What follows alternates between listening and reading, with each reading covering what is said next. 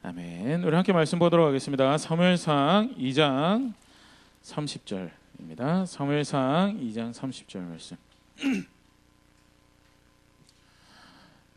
주보에 있는 노트 함께 확인하셔서 보셔도 좋고요. 또 앞에 화면에 나오는 말씀 함께 읽으셔도 좋고요. 또 성경책 찾으셔도 좋습니다. 함께 찾아서 사무엘상 2장 30절 말씀 함께 읽도록 하겠습니다. 함께 읽겠습니다. 시작. 그러므로 이스라엘의 하나님 나의 여호와가 말하노라. 내가 전에 내 집과 내 조상의 집이 내 앞에 영원히 행하리라 하였으나 이제 나 여호와가 말하노니 결단코 그렇게 하지 아니하리라. 나를 존중히 여기는 자를 내가 존중히 여기고 나를 멸시하는 자를 내가 경멸하리라. 아멘. 학자들이 사무엘상, 사무엘하, 사무엘서를 설명하면서 하나님께서 이 말씀을 주시면서 이런 사건들 상황들을 다시 기록하게 하셔서 소개하면서 무엇을 가르치고 무엇을 말씀하시는 것이 그 목적인가에 대해서 다윗의 삶을 소개하는 것도 맞죠. 또 다윗을 통해서 세워지고 또 이스라엘 역사 가운데 나라가 국권이 세워져가는 그 초기의 역사를 기록하는 것도 보여주는 것도 맞아요. 그런데 성경이 역사책이 아니잖아요. 역사책이 아니고요. 하나님께서 전달하시고자 하는 메시지를 전달하기 위해서 선택적으로 기록한 그런 책이거든요. 그러면 그 목적이 무엇인가에 대해서 학자들이 이렇게 많이 동의하고 이야기하는 것이요. 우리가 좀 전에 읽었던 2장 30절. 나를 존중히 여긴 자를 내가 존중히 여기고 나를 멸시한 자를 내가 경멸할 것이다 라는 거에 대해서 하나님은 어떠한 분이신지를 다시 보여주는 그 일들로 가득한 것이 그런 목적으로 기록한 책이 사무엘서다라는 것이요. 이야기하는 거고 사실 오늘 우리가 살펴볼 사무엘하 24장 사무엘서의 가장 마지막 장면이죠. 사무엘서를 마무리하면서 저자이신 하나님께서 다시 보게 하는 사건이 또한 그런 사건이더라. 나를 존중히 여기는 것이 내 앞에 은총을 입고 내 앞에 그 은혜를 입고 그렇게 살아가는 방식이고 반대로 나를 멸시하는 그러면 나도 그를 경멸할 것이다 라는 것에 대해서 어떤 식으로 사무엘서에 그것이 표현되는지 간단하게 다시 한번 더 살펴보면요. 넘겨주시겠어요? 맨 처음에 엘리라는 사람이 나오죠. 또 누가 비교가 되냐면 한나라는 여자가 비교가 됩니다. 그래서 신실했던 한나와 제사장이고 무려 사사로 40년 동안 사역을 해왔지만 이제 양심과 눈과 생각이 하나님 앞에서 어두워져 버린 엘리의 모습이 우리는 너무 잘 아는 이야기지만 한나는요 자신의 품 안에서 온기를 느끼고 자신의 느낌의 만족을 위해서 아이를 구하지 않았어요. 그게 한나의 기도를 이렇게 보면 우리가 확인을 할 수 있는데요. 한나는 보통 그렇잖아요. 아기가 없으면 아기 사랑스럽고 이쁘고 내 품 안에 나의 소중한 아기가 목적이 되어서 아기를 구할 수 있고 나도 아기를 주세요라고 기도할 수 있는데 한나의 기도는 또 한나가 아기를 얻고 난 다음에 반응은 단순히 자기 품의 만족을 위해서 기도했던 것이 아니었던 것에 대해서 오히려 하나님의 구원을 바라는 그런 모습들이 그 안에 같이 있었던 것에 대해서 시간에서 간략하게 설명하지만 그게 한나의 자세였다면요. 엘리는 감각을 잃어버렸어요. 감각을 잃어버려서 제사장으로 할 일도 잃어버렸고요. 또 아버지로서 해야 될 일도 무감각해져서요. 정작 무언가를 바꾸고 무언가 다른 사람들에게 영향을 미칠 수 있는 자리에서 하나님을 멸시하는 그런 선택을 했죠. 그래서 제사장으로서 후배 제사장들이 자신의 아들들이 잘못했을 때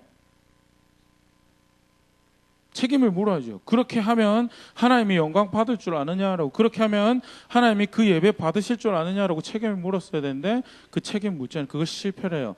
실제로 하는 척해요. 그런데 하나님 보시기에 뭐라고 이야기하냐면 너는 네 아들을 나보다 소중히 여겼다라고. 제가 초등학생들하고도 그 장면 이야기하면서 실제로 그런 책임을 맡았으면 정말 대제사장으로 하나님께 드려야 될 예배를 구별되이 섬기겠다라고 하면 처음에 경고하겠죠. 그 다음에 어떻게 해요? 경고하고 말 안 들으면 쉽게 말하면 한국식으로 하면 명성말이 해야죠. 맞죠? 명성말이 하고 그리고 파직시키는 거예요. 아니면 근신하는 기간 그렇게 해서라도 내가 관할하고 있는 이 시기에 예배를 하는 것에서 제사라는 것에서 바른 예배가 드릴 수 있도록 그것을 조정하고 가르치고 훈계하고 징계하고 하는 책임에 대해서요. 엘리는 그렇게 하지 않았더라. 아버지로서 아들을 가르쳐야 돼. 성경 보면 그런 표현이 나오니 금하지 않았다라고. 금해야 될 것들에 대해서, 제해야 될 것들에 대해서, 경계하고 가르쳐야 될 것들에 대해서 금하지 않았더라라고. 뭐 여러 가지 요인들 생각해 보죠. 왜 금하지 않았던가에 대해서. 뭐 이렇게 그 티네이저 10대 자녀들을 가지고 있는 부모들은 이렇게 부모님들 금방 공감할 수 있으리라 생각되는데, 혹시 내가 이 말을 하면 내 아들이 기분이 나빠가지고 나한테 삐져가지고 등을 돌리지 않을까, 관계가 깨지지 않을까, 그런 성경이 존재하지 않는 그런 고민들로 인해서 할 말을 하지 못했고요. 아이들이 하나님 존중하는 걸 배울 수 없는, 나아가서 엘리 자신이 하나님을 존중하지 않았음을요 성경에서 증명을 하고, 그 열매가, 한나는 어떻게 존중했고 어떤 열매를 거뒀고, 엘리는 어떻게 존중했고 어떤 열매를 거뒀는가를 이야기하고 있는 것이 사무엘 초반에 나오기 때문에, 그 다음은요, 뭐 엘리와 사무엘 비교도 있지만요, 또 우리가 볼 수 있는 게 사무엘하고 엘리 아들들의 비교가 있죠. 그래서 사무엘상 2장 3장을 읽어보면 있잖아요. 뭐 드라마 이렇게 보면 이렇게 저자가 이렇게 글을 쓰는 거 보면 카메라가 사무엘을 비췄다가 홈리와 비나스를 비췄다가 사무엘을 비췄다가 엘리를 비췄다가 이렇게 움직이는 것처럼 이렇게 계속 쭉 홈리와 비나스만 이야기할 것 같은데, 그 중에 중간중간에 사무엘은 여호와 앞에서 잘 자랐더라, 사무엘은 그 말이 하나님한테 떨어지지 않았더라, 뭐 이런 표현이 계속 중간중간에 나오면서 의도적으로 비교를 하고 있어요. 하나님을 존중하면 어떤 열매를 가지고 오고, 하나님을 멸시하면 어떤 열매를 가져오더라라는, 결국 엘리와 책임 맡은 제사장들이, 홈리와 비나스가 하나님을 멸시한 결과로 언약궤가 이스라엘 땅을 떠나버리죠. 하나님을 떠나버리는 그런 사건이 발생을 하는 것이 사무엘상에 기록이 됐고요. 또 어떤 비교가 또 이렇게 사무엘에 또 기록이 되냐면요, 그렇게 떠나버린 언약궤를 정작 블레셋 사람들은 존중을 했어요. 그래서 여호와가 이런 심판을 우리에게 내리고, 그래서 나름 그 여호와를 모독한 것에 대해서 그들은 법이 없잖아요. 하나님께서 규례를 주시고 명령을 하신 적이 없기 때문에 자기들이 생각하는 온갖 정성을 기울여서 수레에다 싣고 금으로 속건자 형태로 쥐상을 만들어 가지고 거기 술에 같이 실어 가지고 이렇게 하면 여호와의 진노가 달래지겠지라고 나름대로 그렇게 존중을 해서 그 암소 카트를, 송아 카트를 이스라엘 보내고, 그게 도착한 곳이 이스라엘 베세메스라는 곳인데요. 베세메스 땅의 사람들은 이스라엘 사람들인데 하나님 존중하나요? 안 존중하나요? 안 존중해요. 그게 어떻게 해요? 여기 못 들었지 하고 언약궤 뚜껑을 열려고 하는 그런 상상할 수도 없는 기계망측한 일을 누가 하느냐? 온 백성들이 오히려 그렇게 하더라는, 비교를 하는. 블레셋은 이렇게 존중했는데 오히려 법이 없음에도 불구하고 그들과 마음의 열정으로 자신들이 할 수 있는 최선을 다한 것에 대해서 하나님이 받으셨다면, 법이 있음에도 불구하고 하나님을 존중하지 않았던 백성들에 대해서 하나님이 치시죠. 그래서 베세메스 사람들이 50명 죽었다라고 성경에서 기록을 하고 있는데, 계속 존중하는 자들과 멸시하는 자들, 그렇게 멸시해서 하나님 떠났지만 신실한 선지자 사무엘을 통해서 백성들이 돌이켜서 그 다음 장면에 미스바에서 회개했던 것이 나오고요. 미스바에서 백성들이 이런 고백을 합니다. 이제 미스바 한 곳에 이스라엘 백성들이 모였다는 이야기를 듣고 블레셋이 기회다라고, 이번에 우리가 저들을 제대로 짓밟으면 다시는 저들이 우리를 대적할 생각을 엄두를 못 낼 것이라고 해서 대군을 이끌고 미스바로 진격을 해오는데, 그 상황에서 백성들이 뭐라고 하면 사무엘에게 우리를 위해서 기도해 주시오. 우리를 위해서 기도해 주시오. 총칼을 의지하는 게 아니고 병거를 의지하는 게 아니고 장군을 사람을 의지하는 게 아니고 우리를 위해서 기도해 주시오. 하나님께서 우리에게 어떤 은혜를 베푸시는지 우리를 위해서 기도해 주시오라고 할 때 하나님께서 그들을 위해서 싸우시죠. 그래서 도망가고요. 그리고 우리가 잘 아는 에벤에셀이라는 돌을 하나 세우고 하나님이 여기까지 우리를 인도하시고 지키셨다라는 것을 이야기하는 그 일이, 하나님 존중하는 그들을 하나님께서 존중하시고 반대로 하나님 멸시하는 자들을 멸시하시더라라는 것을 계속 반복적으로 보여주고요. 그 다음에 또 누구랑 누구가 비교가 되냐면 사울이랑 다윗이 비교가 됩니다. 하나님의 은혜를 베푸셔서 왕을 삼았는데 말 안 듣죠. 존중하지 않죠. 자기 마음대로 자기가 이게 하나님이 나에게 명령하신 것보다 나를 더 유익하게 할 것이라고 생각했던 그 마지막 장면이 아각 왕을 마지막 주신 기회였죠. 아각 왕을 살려주는 하나님은 감히 그 거룩하신 하나님의 뜻을 쫓아서 심판의 도구로 사울을 사용하시려고 내가 아말렉에게 대해서 한 이야기를 너를 통해서 내가 징계하고 심판하겠다라고 그렇게 하신 그 사건에 대해서 자기 마음대로 저질러 버린 그런 사울이 등장한다면요. 다윗은 15세 정도, 12세에서 15세 정도 되는 그런 소년이었는데 목숨 걸고 골리앗 앞에 서죠. 우리 이렇게 성경 학교 때 골리앗 모형 만든 거 한번 보셨던 기억이 나시나요? 3m 이 천장을 머리가 이 천장을 뚫고 올라갈 수밖에 없는 덩치에 사내 앞에 다윗이 설 이유가 없어요. 거기 설 이유가 하나도 없어요. 왜? 정작 엄격하게 따지면 이스라엘을 대표해서 싸워야 될 사람이 누구야? 감사합니다. 예. 성경에 사울이 어떤 사람으로 기록되어 있냐면 백성들하고 군사들하고 같이 서 있으면 머리가 하나 더 튀어나오는 그런 사람. 키가 제일 큰 사람, 블레셋에서 제일 큰 사람 낳고 제일 무거운 칼을 들고 제일 무거운 방패, 제일 무거운 병기를 들고 나와서 싸울 수 있는 사람이 블레셋이었다면 이스라엘에서는 사울이 그 앞에 섰었어야 되는데 사울은 정작 자신의 칼과 자신의 방패를 핑계대고 자신의 손이 짧은가 다리가 짧은 핑계대고 숨어 있었고요. 다 침묵하고 있을 때 다윗은 목숨 걸고 왜 하나님은 그렇게 네 입술에 의해서 조롱받아야 될 존재가 아니다. 그리고 하나님이 나와 함께 하시기 때문에 하나님이 함께 하시는 백성이기 때문에 내가 거기서 침묵할 수 없고 정말 속칭 목숨 걸고 싸우죠. 어떤 미국 학자가요. 굉장히 이제 자기 마음대로 생각 학자도 아니고 소설가인데요. 이렇게 거기서 소설 쓸 때 공부를 좀 많이 하다 보니까 자기가 볼 때 성경의 표현들을 보니까 그 골리앗이 그 뭐죠? 말단 부위 비대증이란가요? 예. 그래서 그 거인병에 일종의 걸린 그런 사람이었을 것이. 그래가지고 이렇게 보니까 그 챔피언이 되어서 싸우러 나올 때 본인이 직접 혼자서 걸어 못 나오고 종이랑 같이 나온 걸 봤을 때 병색이 있었던 사람이고 다윗이 멀리서 보니까 저놈 정도야 이렇게 남들보다 머리도 크고 얼굴도 크고 그러니까 자기가 딱 던졌을 때 맞춰서 이길 수 있을 것 같아서 다윗이 그렇게 했다라고 그런 해석을 하신 분이 있는데요. 말도 안 되는 해석이라 생각되어지고요. 블레셋이 생각이 없지 않죠. 병색이 짙은 사람을 자신들을 대표해서 싸우러 내보낼 그런 모르겠어요. 새로운 전략인지는 잘 모르지만 자신들의 운명을 보고 야 우리의 대표가 싸워서 우리의 운명을 결정하자라고 했을 때 병색이 있어서 누구 부축을 받아서 나가서 싸울 사울을 내세웠을 그거는 사실 말이 안 된다고 생각되어지고요. 다윗은 뭐 여러 가지 상황들만 보더라도 다윗이 혹시 돌멩이를 몇 개 들고 내려가신 기억이 나시나요? 5개 챙겨갔다는 것은 어떤 의미일까요? 자기는 나는 골리앗을 한 방에 쓰러뜨릴 수 있는 자신감과 열정이 팽배해가지고 그래서 내려갔던 건가요? 하나 갖고 안 될 수도 있으니까 2개 들고 2개 갖고 안 될 수도 있으니까 3개 들고 3개 갖고 내가 칼을 들고 내려가자니 칼은 내가 익숙하지 않고 내가 제일 익숙한 거 내가 할 수 있는 거 가지고 내가 해보리라라고 내려갔던 거 돌멩이 5개 주워서 자기가 할 수 있어서 내려갔던 게 아니고요. 이것이 내 최선입니다라고 내려갔던 거고요. 그렇게 하나님을 존중했던 다윗은요. 하나님께서 높이 드신 내가 존중하리라라고 반대로 사울은요.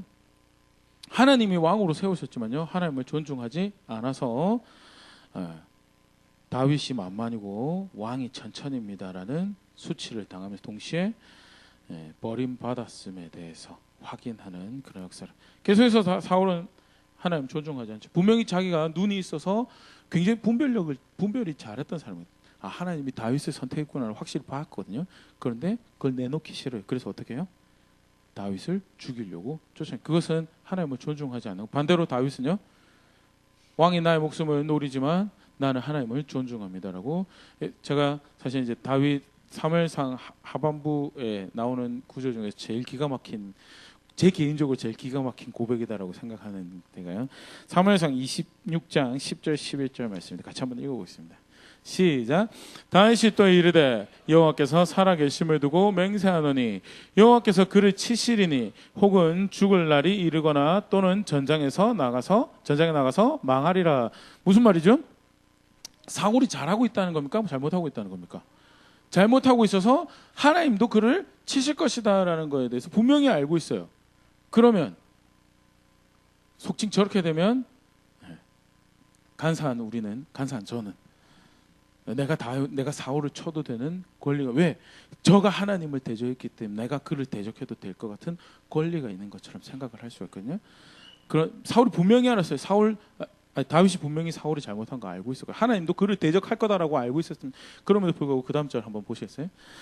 같이 읽어볼게요. 시작. 내가 손을 들어 여호와의 기름 부음 받은 자를 치는 것을 여호와께서 금하시나니 너는 그의 머리 곁에 있는 창과 물병만 가지고 가자 하고, 하나님이 치실 거기 때문에 내가 하나님 치실 때까지 내가 기다릴 거다라고. 그리고 나는 하나님의 선택을 대적하지 않을 것이다. 이게 사실 굉장히 이 사도행전에 그런 표현이 나오잖아요. 그는 내 마음을 따랐던 자다라고. 내 마음에 합한 자다라는 그 표현이요. 무엇을 보고 내 마음에 합한, 분명히 하나님이 그의 잘못에 대해서 알고 그를 심판하실 것에 대해서 알고 있지만, 그럼에도 불구하고 나는 여호와의 선택을 존중해서 지금 내가 도망다니고 거처가 없이 유랑하는 상황이 있더라도, 가족들은 뿔뿔이 흩어져 가지고 언제 다시 만나서 알콩달콩 살지에 대해서 생각도 할 수 없는 그 시간에도 불구하고 내가 기다리리라, 내가 참고 견디고 그럼에도 불구하고 내가 여호와를 대적하지, 여호와의 선택을 대적하지 않으리라는 게 다윗이 어떻게 하나님을 존중하였는가에 대해서 이렇게 소개를 하고 있고요. 실제로 하나님께서 다윗을 존중하시죠. 이렇게 사무엘상이 끝나면요, 이제 사무엘하가 시작이 되는데, 굉장히 사실은 다윗이 잘했어요. 그럼에도 불구하고 또 우리가 지난 몇 주간 살펴봤지만 굉장히 잘못한 모습에 대해서, 실제로 이제 다윗이 하나님을 존중하지 않았던 부분에 대해서 하나님이 어떻게 하나님이 멸시했고, 그렇기 때문에 하나님이 그를 돌보지 않을 건가에 대해서도, 멸시하는 자리를 둘 것인가에 대해서도 우리가 봤었었는데요. 전쟁을 해야 될 시간에 전쟁을 하지 않고 자기를 내버려 둔 거죠. 사실은 자신을 내버려 둔 거예요. 그래서 범죄하죠. 범죄합니다. 죄를 짓도록 문을 열어놓고요, 범죄합니다. 범죄를 한 결과가요, 계속 쭉 이어서 나오는데요. 여러 가지, 아까 제가 엘리도 모습을 봤지만, 성경에서 자녀교육 대표적으로 제일 잘못한 두 사람 꼽으면 누가 나오죠? 엘리와 다윗이요. 다윗 참 신실했어요. 아까 보면 정말 놀라운 고백은, 정말 놀라운, 그럼에도 불구하고 이렇게 스스로를 방치해버린 게요, 어디로 가느냐. 암논이 누이 동생을 범했을 때 가르치지 않습니다. 굉장히 흥미로워요. 심히 노했는데 가르치지 않아요. 금하지 않아요. 실제 근데 다윗이 암논만 금하지 않았던 게 아니고요, 압살롬도 금하지 않았고요. 나중에 보면 누구죠?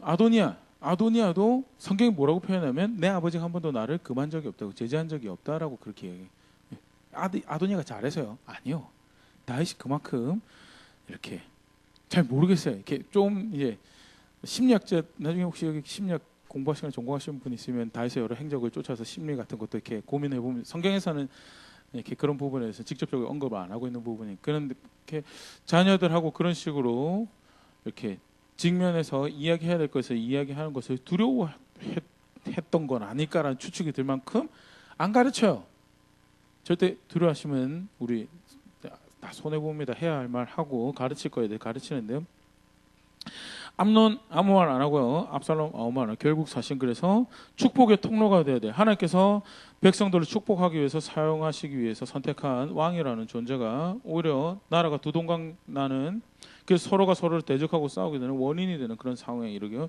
그것이 단순히 집안 싸움을 넘어가세요. 넘겨주시겠어요? 집안 싸움을 넘겨주시고요. 압살롬 죽는 장면 이렇게 어떤 분이 그려놓은 거죠. 넘겨주시겠어요? 지난주 우리가 살펴봤던 대로 그 가족 싸움에서 끝나지 않고, 그것이 세바라는 사람이 10개 지파를 다윗의 마음에 이렇게 다윗에게서 그 마음이 10개 다윗에게서 떠나도록 만드는 그런 지경에 이르는 결과를 야기했다라는 것이죠. 뿌리가 원인이 뭐냐? 다윗이 하나님 존중하지 않았어요. 다윗이 하나님 말씀 존중하지 않아서 벌어진 일이었고요.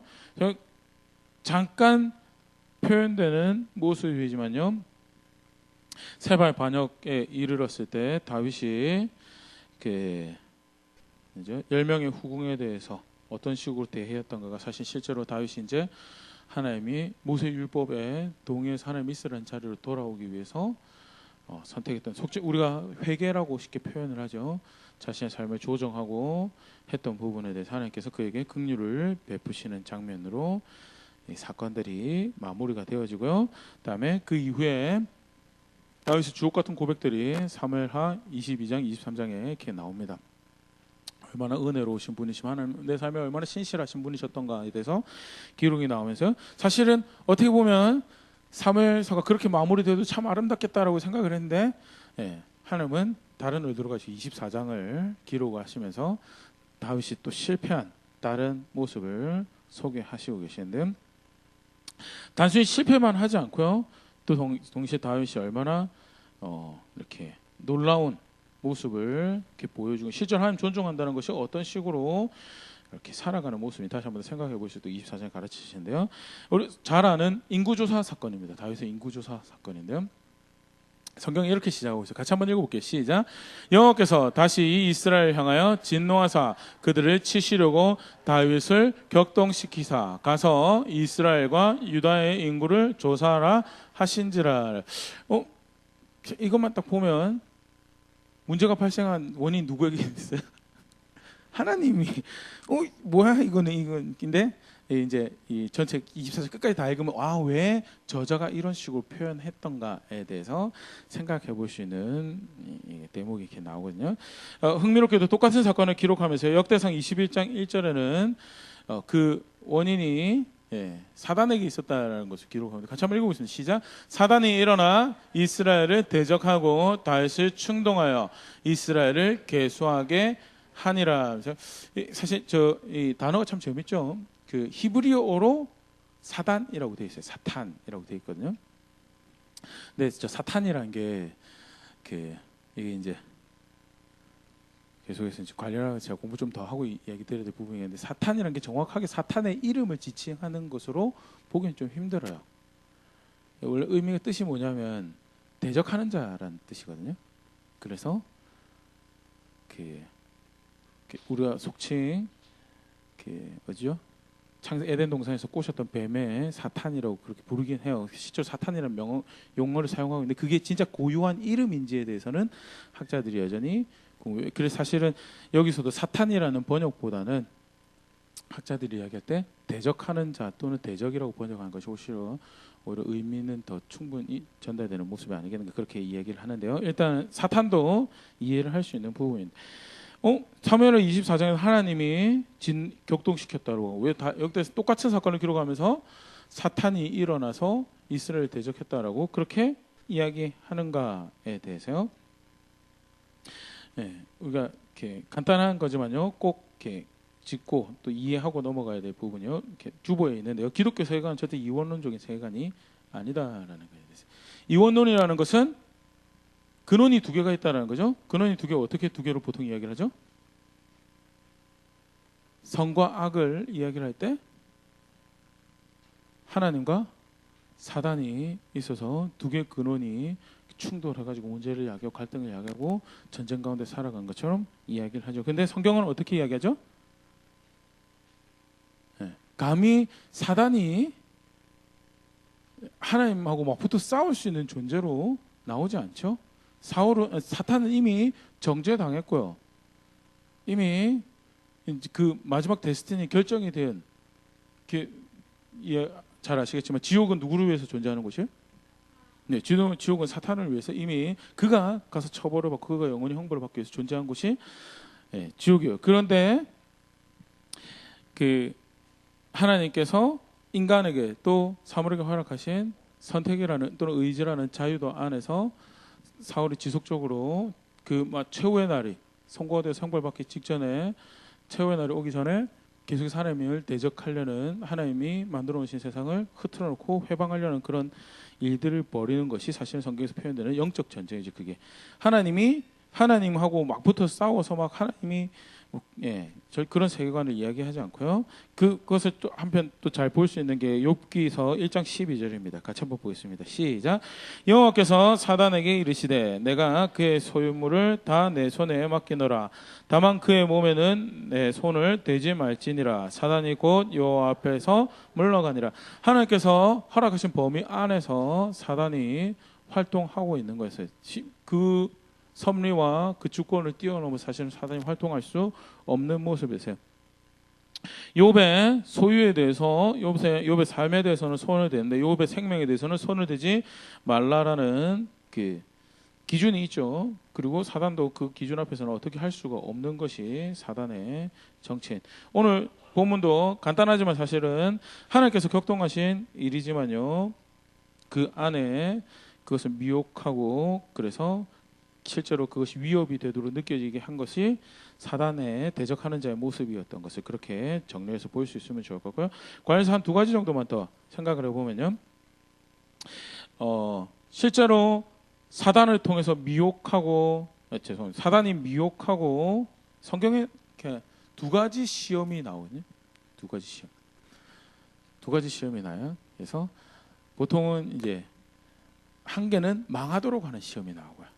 한 개는 시험을 할 때 뭐 어떤 시험을 통과하면 어떻게 되죠? 케이스 마크 딱 찍히면 이거는 가치 있는 것입니다. 그 품질이 보증된 것입니다.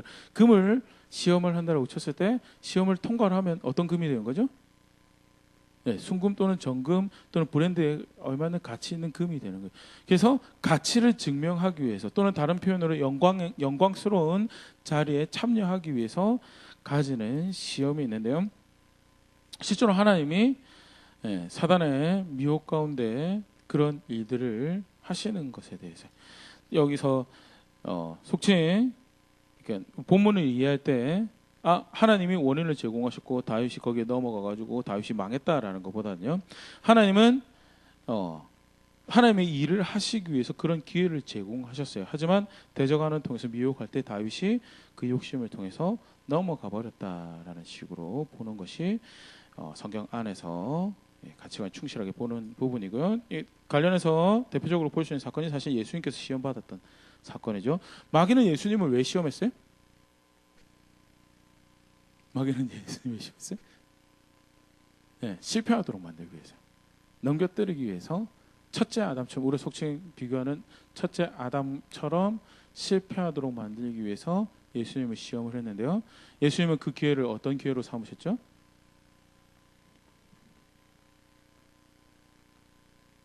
네. 하나님의 구원의 길에 순전함과 실패하지 않는 하나님의 계획과 하나님의 아름다움을 드러내기 위해서 그리고 하나님의 구원으로 오신 예수님의 그 순전함에 대해서 드러내는 도구로 사용하셔서 오히려 영광을 받으시는 그런 기회가 되죠. 비슷한 걸로 이렇게 보일 수 있는데요. 또 한 가지 더 관련해서 같이 이렇게 잘 기억해 주시면 좋을 것 같습니다. 아브라함의 경우에 하나님 분명히 시험했다라는 기록이 나와요. 그런데 그것은 죄를 짓게 만들기 위한 하나님 입장에서 죄를 짓게 만들기 위한 것이 아니고 그의 믿음의 순전함을 드러내는 그런 사건이었고요. 아브라함이 그 사건을 하나님을 순종함으로 잘 넘어가요. 실제로 칼끝을 들고 자신의 아들을 향하죠. 아브라함아, 아브라함아, 네 아들에게 손대지 말라라고 할 때 그러고 나서 아브라함 뭘 봤어요?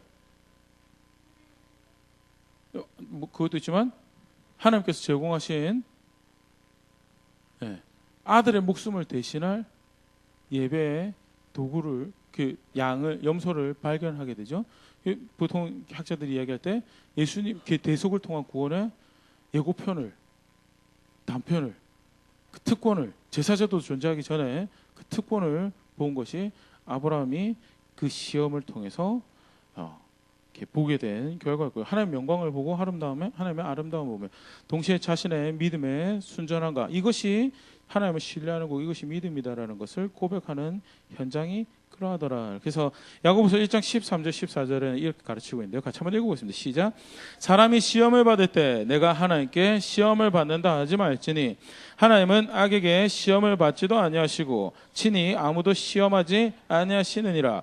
오직 각 사람이 시험을 받는 것은 자기 욕심에 끌려 미혹됨이니. 야고보는 훨씬 단호하게 기록을 하고 가르치고 있는데요. 왜 그것이 시험거리가 되느냐? 그 선택 앞에서, 그 선택의 상황에서, 만나는 상황에서 그것이 왜 시험거리가 되느냐? 그것은 네 욕심 때문에 그렇다. 우리 욕심 때문에, 내 욕심 때문에 그것이 유혹이 되어지고, 오히려 하나님은 그 기회를 통해서 우리가 모든 성도들, 모든 하나님 백성들이 하나님의 영광에 참여할 수 있도록, 하나님 순종하는 선택을, 하나님 존중하는 선택을 통해서 하나님 영광을 나타내시고 하나님 영광에 참여할 수 있도록 주시는 기회다라는 것에 대해서, 그래서 그 표현이 한 본문에는 하나님이 격동하셨다, 또 다른 본문에 사단이 격동했다라고 표현되고 있는 것에 대해서 그렇게 정리하시면 좋을 것 같고요. 넘겨주시겠어요? 다윗이 사실은 살고 있는 땅이 문제가 없던 땅이, 그 대적이 없던 땅이 아니었어요. 늘 대적이 존재하는 간단한 지도지만요, 저기 동그라미가 있는 땅이 이제 다윗이 살고 있는 땅이거든요.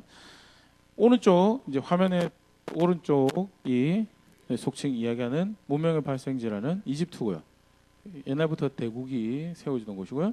그 다음에 오른쪽에 동그라미의 왼편이 영어로 이라크라고 적혀있고 그 옆에 페르시아로 적혀있는 쪽이 속칭 이야기하는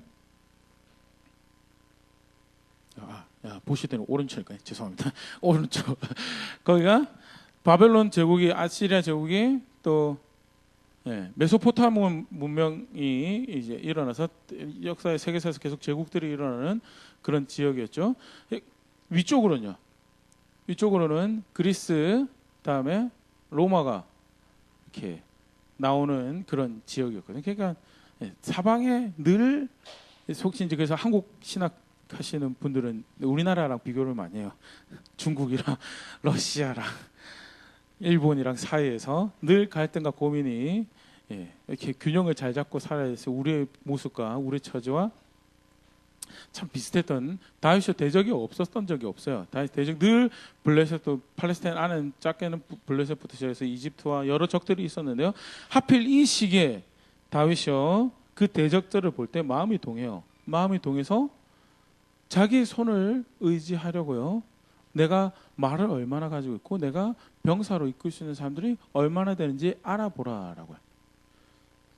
잘 기억해 주세요. 대적이 없었던 시절이 없어요. 그 앞에 쭉 대적이 있었지만 하필 그때 그것을 하면서요, 우리가 다윗의 마음을 좀 읽어볼 수 있는, 다윗의 목적이 무엇인지 좀 읽어볼 수 있는 그 다음 구절이 나오는데, 사무엘하 24장 3절입니다. 같이 읽어보겠습니다. 시작. 요압이 왕께 아뢰되 이 백성이 얼마든지 왕의 하나님 여호와께서 100배나 더하게 하사 내 주 왕의 눈으로 보게 하시기를 원하나이다. 그런데 내 주 왕은 어찌하여 이런 일을 기뻐하시나이까 하되, 하나님께서 하시면 실제 우리가 해야 하는 것보다 100배나 더한 숫자가 우리에게 있을 것이고, 하나님이 그렇게 우리의 편이 되시고 우리의 보호가 되시고 우리의 무기가 되시고 우리의 군대가 되어 우리를 위하시는 분이 될 수 있는데, 왜 지금 이 시기에 그 숫자를 헤아려 가지고 그것으로 왕의 마음에 흡족함을, 만족함을 가지려고 합니까? 라고 이야기하는, 요압이 뭘 봤어요? 지금 다윗의 마음이 무기를 의지하고 병거를 의지하고 사람을 의지해서 자신의 보호 삼고 자신을 싸우게 노래. 거기는 하나님 존중하는 게 있나요, 없나요? 없어요. 사실 이걸 뭐라고 학자들 표현해요? 불신이라고 표현해요. 불신. 하나님을 믿지 못한 것이 결국 다윗이 대적 앞에서 자신의 손에 무엇이 있는지, 자신의 주머니에 뭐가 있는지 살피게 하더라. 다윗 그렇게 오지 않았거든요. 다윗 24장, 사무엘하 24장에 오기까지 그 여정은 절대 자신의 손에 뭐가 있는지 가지고 절대 오해하지 마시고요. 손에 뭐가 있는지 알아야 됩니다. 은행 잔고가 얼마나 있는지, 카드 빚이 얼마나 되는지 계속 잘 기억하고 파악하고 해야지 무절제한 삶으로 자신을 방임하지 않을 수 있죠. 그런 의미가 아니고요. 다윗이 여기서 보여주는 모습, 그것을 무기 삼았다고요. 그것을 어떻게 잘하고 하면 그것이 나의 힘이 되고, 하나님 신뢰하는 거 하나도 없어요. 하나님 신뢰하지 않았기 때문에 인구 조사를 했다라고요. 그 다음에 사실 그런 정황, 다윗의 정황을 조금 더 들여다볼 수 있는 게 사무엘하 24장 8절인데요. 같이 한번 읽어볼게요. 시작. 그들 무리가 국내를 두루 돌아 9달 20날 만에 예루살렘에 이르러. 인구 조사하는데 얼마나 걸렸다고요? 9달. 9달 동안 전쟁이 있었다고요? 없었다고요? 9달 동안 무려 9개월 20일이니까 약 10개월 정도가, 10개월 동안 전쟁이 없는 평화로운 상황이었어요.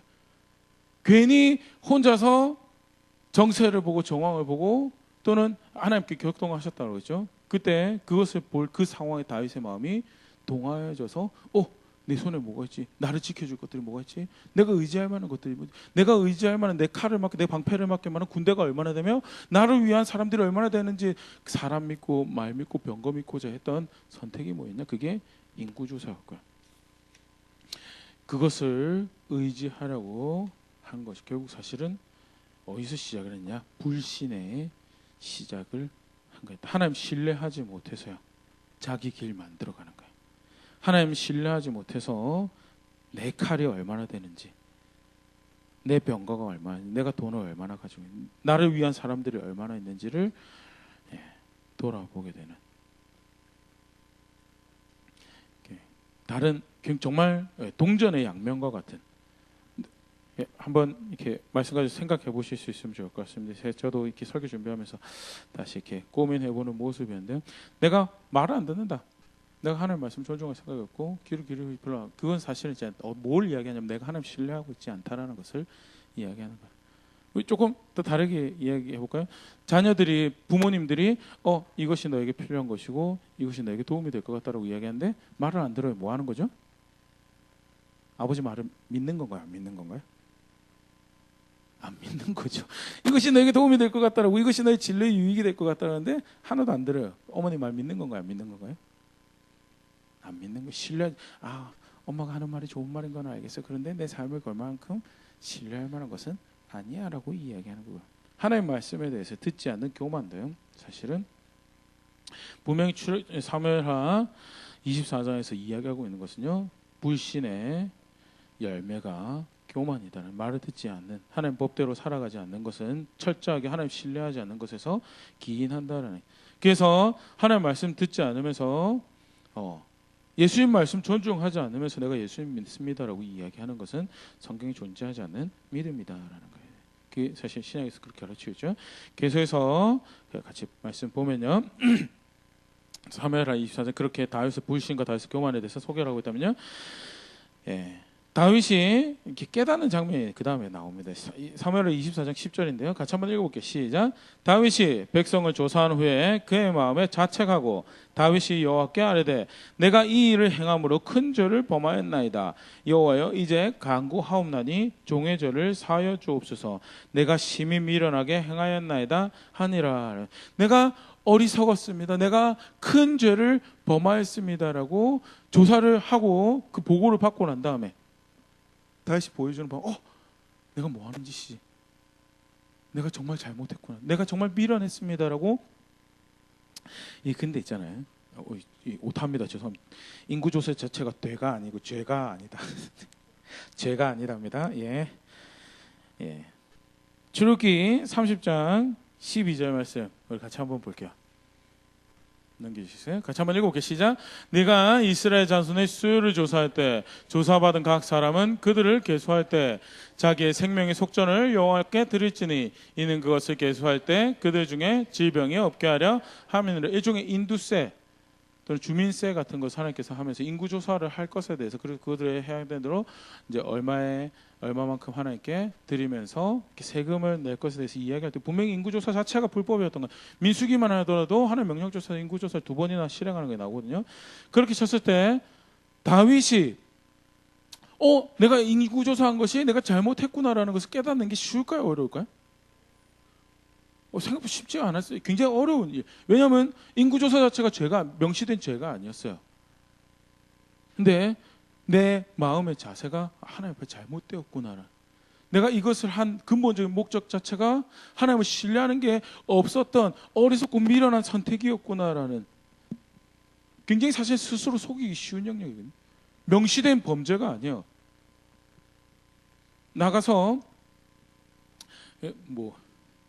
지저분한 예일 수 있는데 그 간음하는 것이 다른 여자랑 자는 것만이 죄다라는 그런 기준을 가지고 있으면 속칭 동침만 하지 않으면 연애하는 것은 간음했다라고 생각하지 않는 것이 문화가 있어요. 그러면 그거는 정직한 건가요? 정직하지 않은 건가요? 스스로 속이는 거거든요. 스스로 죄인 영역에 대해서 정직하게 내 마음이 내 동기가 불순하였고 내가 겉으로는 범죄를 하지 않은 것처럼 그렇게 하지만 실제로 속으로는 나를 더럽혔고 내 아내를 더럽혔고 우리 가정을 더럽혔습니다라고 이야기는 그게 정직한 건데 실제로는 스스로 속이는 다윗의 문제가 사실 그럴 수 있는 부분이에요. 인구 조사를 한 것이 그렇게 큰 겉으로 드러날 때 큰 문제가 되지 않아요. 그렇기 때문에 아무렇지도 않게 넘어갈 수 있는 문제에 대해서 다윗이 나의 의도가 하나님 앞에 정직하지 않았습니다. 나의 의도가 하나님 신뢰하는 것이 없었습니다. 나의 의도가 하나님의 명령을 쫓아서 병거와 말을 의지하지 않고 하나님을 의지해서 싸우는 그런 자리에 있지 않았습니다. 어떻게 하면 내가 내 힘으로 나를 살게 해볼까라고 그렇게 살아왔고 나의 의도는 하나님 앞에서 큰 죄를 범한 것과 동일합니다라고 고백했던 것이요. 사실 다윗이 어떤 학자는 그렇게 표현하더라고요. 사도행전에 하나님 마음에 합했다라는 것에 그 베스트를 보여, 클라이막스를 보여. 다윗의 마음 자체가 얼마나 하나님 앞에서 정직하였고 그가 기뻐하시고 그가 소중히 여기시는 것을 쫓아가면서 살았던가요. 그래서 스스로도 속이기 쉬운 영역에 대해서 얼마나 정직하게 하나님 앞에서 내가 잘못했습니다라고 서는 다윗이었던 건가에 대해서 그렇게 다윗이 하나님 앞에 엎드릴 때 하나님이 선지자 갓을 보내죠. 넘겨주세요. 그래서 세 가지를 이야기하십니다. 메시지 보면서 네가 잘못했다는 거 아니까 다행인데 내가 너의 잘못으로 인해서 세 가지 징벌을 이렇게 생각을 했는데 네가 택하게 해줄게. 쉽게 말해서 성경이 유일합니다. 내가 혼낼 건데 네가 선택하게 해줄게. 보통은 하나님의 목적을 주셔서 하나님께서 심판하시는데 하나님께서 다윗의 자복하는 마음을 받으셨던 모습에 대해서 볼 수 있고요. 근데 여기서 더 기가 막힌 고백이 나와요. 그래서 사무엘하 24장 14절 같이 읽어보겠습니다. 시작. 다윗이 갓에게 이르되 내가 고통 중에 있도다. 청하건대 여호와께서는 긍휼이 크시니 우리가 여호와의 손에 빠지고 내가 사람의 손에 빠지지 아니하기를 원하노라 하는지라는. 내가 사람한테 박대받는 거 싫으니까 하나님이 내리시는 벌이나 받아야지라고 그렇게 생각할 수도 있는데요. 그거보다는요. 전체 자신이 택한 게 아니에요. 질병 어떤 징계를 제가 받겠습니다라기보다는요. 하나님이 가장 긍휼하신 분이니 나를 징계하신 그 모든 손길들도 하나님의 긍휼하신 손에 내가 맡겨드립니다라는 고백을 한 거고요. 실제로 하나님을 존중하죠. 이것이 한번 다시 넘겨주시겠어요? 세 가지. 곰곰이 보면 뭐가 다윗한테 가장 유리한 것 같아요? 7년 기근이 가장 7년 기근이 자기 유리할 수도 있어요. 왜냐하면 적어도 왕은 맞죠? 기근이 있어도 왕 밥은 챙겨줄 거 아니에요, 백성들이. 아닌가요? 왕궁에는 언제든지 먹을 게 있을 수 있어요.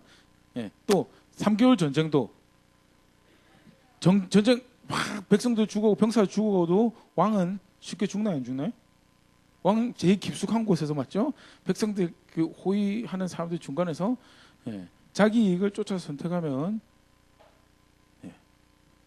망고 우리 생각에는 그래도 감사하네 뭐 맞을지라고 결정하게 해주니까 그러면 저는 한 대 정도만 맞겠습니다. 아니요 다윗 나를 위해서 가장 좋은 거 내가 선택하지 않습니다.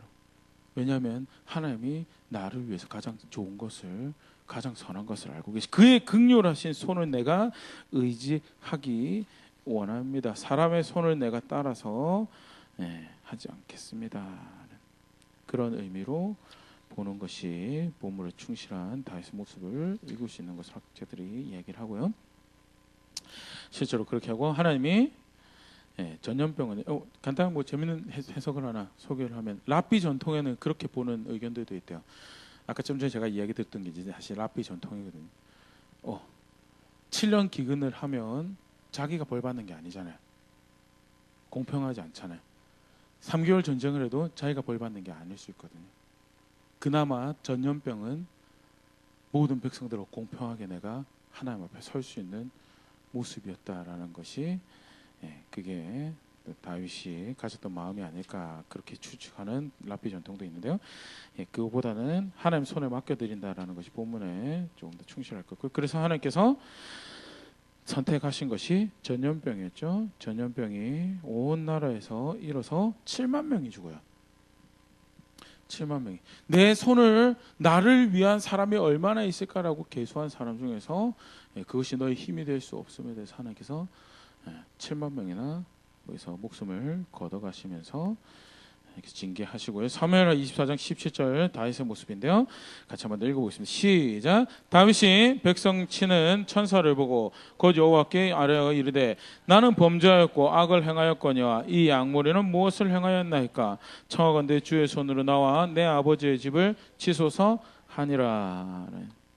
분명하게 우리가 볼 수 있는 것은요, 이 문제에 정말 벌받아야 될 죄인이 접니다라는 거에 대해서, 자신이 범한 잘못에 대해서 분명하게 알고 있었고 벌받아야 할 사람이 접니다라고 이야기할 수 있었던 다윗의 모습이, 그것에 다윗의 겸손한, 다르게 표현하면 그게 사실은 이제 하나님 존중하는 모습이죠. 죄 짓죠. 우리 다 죄 지어요. 죄 짓고 너무나 순식간에 하나님 명하신 것을 무시하고 내가 원하는 것을 내 욕심에 내 느낌을 쫓아서 선택을 해요. 근데 그걸 원했을 때 무엇이 하나님 존중하는 거냐, 무엇이 하나님 존중하는 거냐, 그 기준에 동의해서 나 죄 있습니다, 나 죄 있습니다, 내가 나를 위해서 가장 선한 것이 알지 모르니 하나님 손에 맡겨드리며 내가 그 앞에 있기 원합니다 고백하는 것이, 그게 겸손한 거다, 그게 하나님 존중하는 거다. 그게 사무엘하 24장의 마무리를 이렇게 소개하고 있는 모습을 우리가 다시 한번 더 보일 수 있고요.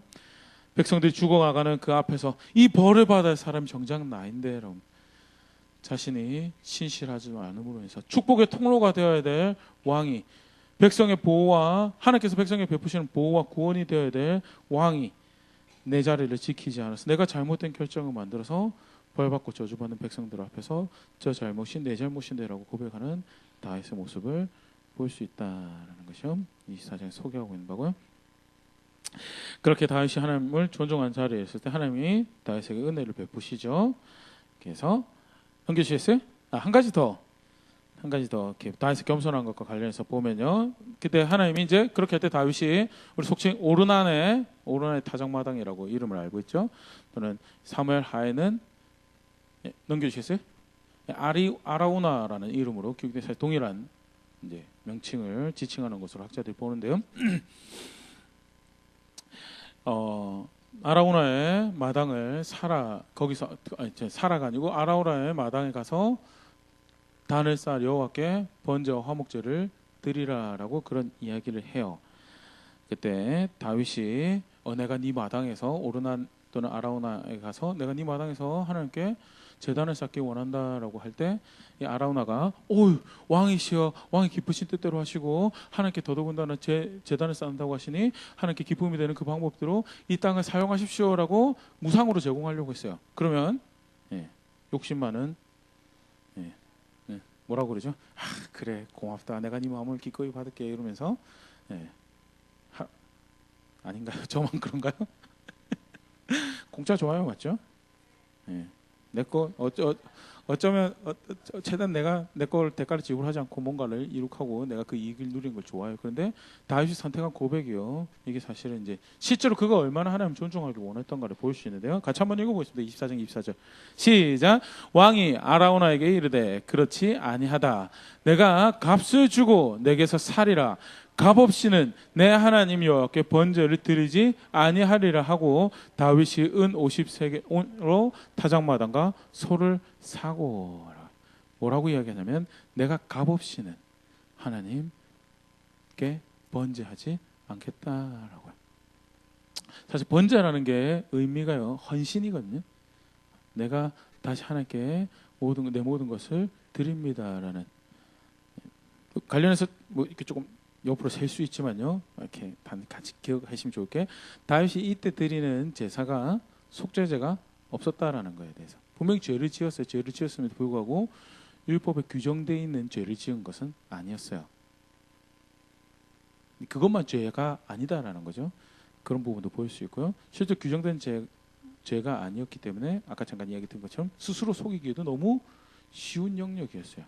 그럼에도 불구하고 내가 하나님 앞에 잘못했습니다라는 그런 자세로 섰었고, 그렇기 때문에 제사를 뭘 지내냐면 번제랑 화목제 2개를 드리고 있는. 번제는 내가 하나님께 물론 속죄의 의미도 있지만 규정된 죄가 아니라 나를 정결하게 여기시고 나를 의롭게 여기시고 나를 받으소서라는 그런 의미로 드린 제사가 번제였고요. 그리고 그 하나님과 내가 친밀한 관계 가운데 동행하는 자리에 다시 있길 원합니다라는 그 고백이 화목제인데요. 그렇게 나아갑니다. 그때 다윗이 선택했던 것이요. 나는 내가 하나님께 드리기 원 쉽게 말해서 내 거를 내가 마음을 들여 생각을 내 삶을 들여 사랑하는 하나님께 드리기 원합니다라는 고백을 하기 원하지 이것저것 간사하게 내가 대가 지불하지 않은 거 하나님 섬기는 척하면서 이름만 내세우고 그렇게 해서 유익을 취하는 거 그거 내가 원하지 않는다는. 우리로 치면 뭐가 있을까요? 삽질이라도 내가 한 번 더 하고, 맞죠? 설거지라도 내가 한 번 더 하고, 화장실이라도 내가 한 번 더 치우고, 도움이 필요한 사람 부축이라도 내가 한 번 더 하고, 짐이라도 내가 한 번 더 들고, 그렇게 해서 내가 하나님 사랑한다라고 고백하기 원하지, 말로 때우고 그럴싸한 자리에 있어서 그걸로 치우기 원하지 않는다라는 것이 다윗의 고백이었다는. 값없이 내 하나님 여호와께 번제를 드리지 아니할 것이다. 그 실제로 다윗이 얼마나 하나님을 존중하기 원했는가에 대해서 비단 그의 마음이 그의 생각이 유혹을 통해서 미혹을 받아서 하나님 대적하는 선택을 불신하는 선택을 했습니다. 그럼에도 불구하고 속히 정말 신속히 돌아올 자리에 돌아서 존중하며 하나님 앞에 나아가는 모습이요. 어떻게 보면 자칫 다윗이니까 캐지라고 볼 수 있는 하나님을 존중하는 모습에 대해서 아니다라고 이 초청은 모든 하나님 백성을 향한 실수 많고 죄 많은 그다지 의롭지 않은 우리 모두를 향한 초청이다라는 것을 다시 볼 수 있도록 하는 것이요. 사무엘하 24장의 모습이고요. 그렇게 돌이키는 것이 하나님께 돌아오는 것이다. 하나님 존중하는 자리에 다시 속히 돌아오는 모습이다. 이런 모든 여정들 가운데요. 하나님은요. 하나님 뜻을 이루어 가시다. 모든 것이 하나님 손안에 있더라라는 것이. 그게 사실은 사무엘하는 시작을 하나님께서 격동하시더라라는 걸 시작을 하고 있는. 사실 다윗이 이 구입한 땅이 나중에 뭐가 되죠? 성전이 세워지는 땅이 됩니다. 넘겨주시겠어요?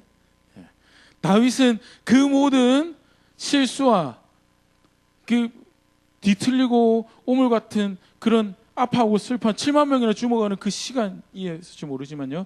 하나님의 선하신 계획은 그 모든 시간들을 통해서 하나님이 다윗에게 약속하셨고 그 백성에게 약속하셨던 내가 그 가운데 거해서 그들이 하나님이 되고 내가 그들이 나의 백성이 될 것이다라는 것을 또 걸음걸음 성취해 가시는 그런 여정으로 삼았더라라는 거죠. 신뢰할 만한 하나님이죠. 정말 은혜롭고 자비롭고 존귀하신 분이십니다. 사실 피를 많이 흘려서 있잖아요. 성전을 짓는 것에 적극적으로 초청받지 못했던 사람이 다윗이잖아요. 맞죠? 그런데 다윗이 어떻게 보면 가장 실패한 것과 같은 그 상황, 자기 때문에 왕인 자기로 인해서 7만 명이나 죽어가는 그 현장에서 하나님은 다윗이 바랬던 일, 그리고 내가 너를 통해서 그 일을 이루겠다라고 한 그 일이 준비되어지는 그런 자리로 다윗을 초청해 가시더라라는 역대하 3장 1절 같이 한번 읽어보겠습니다. 3장 같이 읽게 시작. 솔로몬이 예루살렘 모리아 산에 여호와의 전 건축하기를 시작하니 그곳은 전에 여호와께서 그의 아버지 다윗에게 나타나신 곳이요 여푸스 사람 오르난의 타작마당에 다윗이 정한 곳이라. 다윗은 저 계획을 알지 못하고 구입했을 거라 생각해요. 그런데 하나님은요 다윗의 삶 가운데 저런 일을 행하시더라고요. 또 한 가지 더 이렇게 솔로몬이 예루살렘 그리고 뭐라고 적혀 있어요? 모리아산이요. 모리아산이 혹시 뭐 하던 산인지 혹시 기억이 나시나요? 네? 아브라함이 이삭을 드리려고 초청한. 그리고 하나님 거기서 뭘 가르쳐? 그 지역을 뭐라고 부르시죠? 여호와가 준비했다. 여호와 준비했다. 여호와 준비했다. 굉장히 사실 놀라운 일이고요. 지리적으로 모리아산이 우리가 생각하는 이렇게 삼각형 뾰족한 산이 아니거든요. 길쭉하게 예루살렘을 이렇게 남북으로 이렇게 쭉 이렇게 지나가는 그런 산이거든요. 예루살렘 동편에 그 북동쪽에 기슭에 혹시 지리적으로 학자들 추정할 때 뭐가 있었다고 혹시 추정하시 아시는 분 계신가요? 예수님 못 박히신 골고다가 예루살렘 북동쪽 기슭에, 그래서 성전이 이렇게 마주 보이는 곳에. 그러면 여담입니다만 하나님이 아브라함에게 여호와가 준비할 것이다, 여호와가 제공할 것이다라는 그 말이 있잖아요. 얼마나 놀라운 하나님의 구원의 역사에 선포이셨는가 다시 볼 수 있고요. 실제로 그 역사의 그 거대한 그 역사의 현장에 다시 어떻게 보면 실패한 것과 같은 그 현장이 사실은 그 선하신 하나님 앞에서 그렇게 존중하기로 돌아온 그 장소에 그렇게 사용되어지더라라는 것도 볼 수 있고요. 사무엘하 24장 25절 말씀 같이 한 번 더 보겠습니다. 같이 읽어볼게요. 시작. 그곳에서 여호와를 위하여 제단을 쌓고 번제와 화목제를 드렸더니 이에 여호와께서 그 땅을 위한 기도를 들으심에 이스라엘에게 내리는 재앙이 그쳤더라. 하나님이 내가 거기서 들었다. 내가 내 백성의 기도를 듣고 내가 구원을 베풀었다라는 것을 확인하는 장소가 하나님께서 다시 초청해가는 자리였다라는 놀라운 이야기죠. 놀라운 이야기고요. 전율이 흐르는 감히 내 이성으로 내 생각으로 쫓아갈 수 없는 그런 역사를 펼쳐가신 분이 나 하나님인데 정말 감사한 것은 그 하나님이 은혜로우시고 자비로우셔서 최선이 무엇인지 가장 선한 것이 무엇인지 알고 계시는 분이시더라라는 것에 대해서 다시 볼 수 있는 이야기고요. 아울러서 전체 문맥 안에서요. 전체 문맥에서 여호와를 존중하는 게 정말 살 길이고 여호와를 멸시하는 그거는 그 어떤 모습이든 죽는 것이다는, 단기간에 그것이 나에게 유익이 될 것 같고 단기간에 그것이 나의 살 길이 될 것 같아도 그것은 뭐다? 그것은 죽는 길이다라는 거예요. 다시 확인할 수 있고요. 범죄한 가운데 겸손하게 여호와를 존중하는 아름다운 모습이, 범죄해서 버림받을 것 같지만 실제로도 그 상황 가운데서 다시금 하나님의 자비하심에 은혜하심에 걸어 들어가는 모습이더라라는 것에 대해서 간단하게 사무엘하 24장 말씀을 이렇게 함께 살폈었는데요. 한번 말씀 가지고 돌아볼 수 있으면 좋을 것 같습니다. 먼저는 아까도 잠깐 처음에 우리가 살펴봤던 모습에서 예수를 믿는다라고 이 자리에 함께 모였고 예수를 믿는다라고 기도하고 예수를 믿는다라고 걸음걸음 만들어가면 나름대로 참음 있고 수고했다라고 하지만 실제로 하나님 말씀을 존중하지 않으면요 그것은 안 믿는 자리에 있다라는 건데, 나는 어떠한 자세로 살아가고 있는가? 정말 예수님이 나의 구원의 하나님, 유일한 소망이고 죄된 나를 그의 아들의 사랑의 나라로 인도하신 유일한 소망임을 실제로 그의 말씀을 존중하고 그의 길을 존중하고 그것을 따르고자 하는 것으로 내가 믿습니다라는 고백하며 그 영원하신 하나님 나라가 나의 유일한 소망입니다를 고백하고 있는 자리에 있는가? 말로는 믿는다라고 하는데, 교회에서 모일 때는 믿는다라고 하는데, 기도할 때는 믿는다라고 하는데 암암리 불신으로 얼룩덜룩한 그런 걸음들을 만들어내며 내 임의에 선하다라고 생각한 나의 삶의 무기를 의지하는 자리에 있지는 않는가 다시 생각해 볼 수 있으면 좋을 것 같아요. 무엇이 겸손한가? 무엇이 하나님 왜 겸손한 건가? 다윗이요 죄송합니다 제가 실수했습니다가 아니었어요. 그죠? 실수했다라고 하는 건 그건 뭐예요? 죄를 죄로 직시하지 않는 거예요. 정직하게 내가 큰 죄를, 사실 쭉 그 앞에 죄에 비교하면 어떻게 보면 큰 죄도 아닌 것 같지 않나요? 인구조사한 거는. 그런데 그런 불구하고 그것은 하나님 신뢰하지 않은 거고, 그것이 그래서 얼마만큼 심각하게 하나님 떠나는 것인가, 하나님을 멸시한 건가에 대해서 그 반응한 것이 내가 미련하여서 큰 죄를 범하였습니다라는 다윗의 고백. 그게 사실은 성경에서 말하는 겸손이다라는, 하나님 말씀 앞에서 하나님 길 앞에서 실제로 그렇게 하나님 길과 하나님 법을, 하나님 명령을, 규례를 존중하였기 때문에 그것이 하나님 존중하는 거였고요. 그것이 다윗의 겸손으로 다시 한 번 더 하나님 긍휼을 의지하는 자리로 돌아오는 모습이었다라는 것에 대해서, 반복적인 실수 앞에서 또는 쉽게 넘어가는 죄 앞에서 타협하고 하나님 소중하게 여기지 않는 나의 삶의 모습 앞에서 나는 실제 정말 겸손해서 돌이키기 원하는 자리에 있는지, 아니면 주님 제가 원래 잘할 수 있는데 실수해가지고 이렇게 했습니다 해서 진지하게 그 나의 죄악에 대해서 직면하지 않았기 때문에 돌이키지 못하는 그런 모습들은 없지는 않은가, 그런 것도 같이 한번 생각해 볼 수 있으면 좋을 것 같고요. 마지막으로 하나님은 정말 놀라운 방법으로 하나님 뜻을 이루어 가시는 분이다라는 신뢰할 만한 분이다라는 것.